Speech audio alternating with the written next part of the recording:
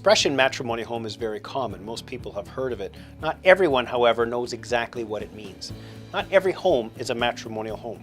In family law, the matrimonial home is defined under the Family Law Act as the home that the parties were ordinarily living in at the date of separation. And that's very important because if something is a matrimonial home, there are three important things that flow from it.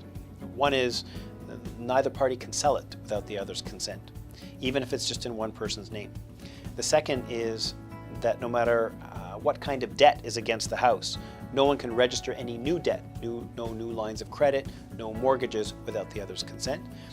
And the third thing, and most people are aware of this, is that regardless of whose name is on title to the home, it can't be, neither party can kick the other out without the other party's consent. So sometimes the matrimonial home is just in one person's name and that person is in possession of the house.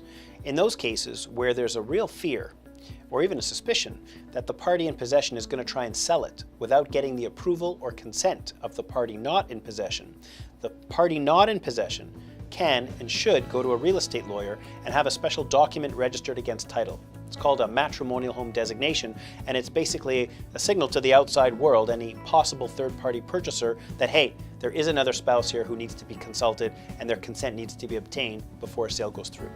This question comes up all the time. What happens if one person during a marriage inherits money and then they use some or all of that money in order to pay down the mortgage or to renovate on the home, which winds up being a matrimonial home?